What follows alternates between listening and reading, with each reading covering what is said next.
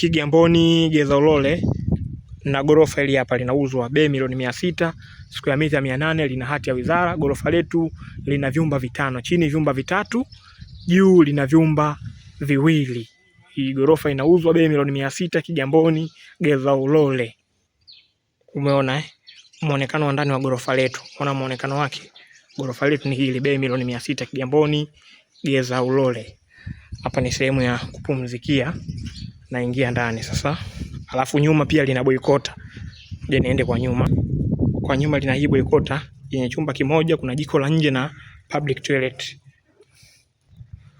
Gorofa hili linauzwa kwa bei milioni 600, Kigamboni Geza Ulole. Boikota hiyo hapo, umeiona boikota ya nje. Ni chumba kimoja, store, public toilet na jiko lake.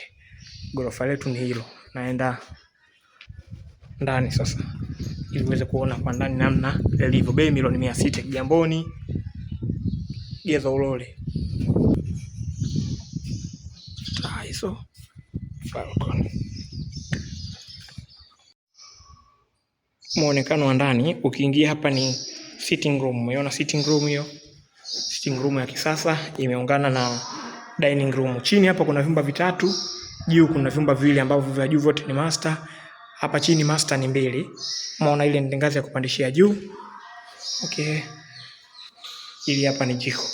Jiko pamoja na store yake. Jiko hii hapa store yake.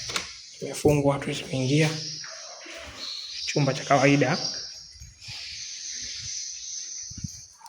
Chumba cha kwanza cha kawaida. Naenda kwenye master.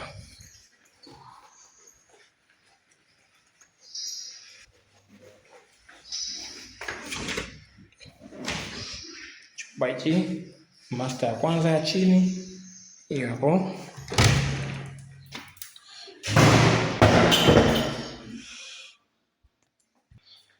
Hii hapa ni public toilet.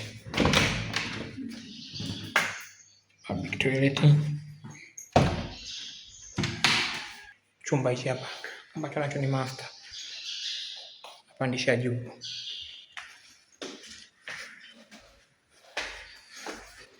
Juu kuna vyumba viwili na pia kuna sebule. Vya juu vyote ni master. Hii hapa unaanza sebule ya juu. Sebule ya juu unakaa zako, kuna zoom majirani zako. Bei milioni 600, Kigamboni Geza Ulole.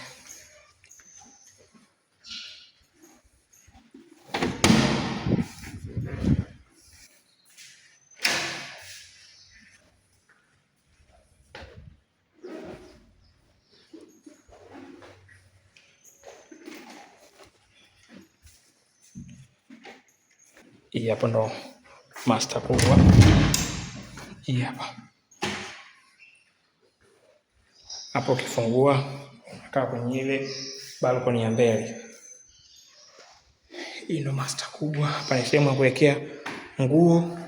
Alafu pia unaweza kupanda hizi ngazi hivi ukaendelea kwa juu. Kwa juu pia kuna balcony nyingine ambayo unaweza kukaa ukapumzika zaidi. Kwa kule unafungua ule mlango, kuna balcony nyingine.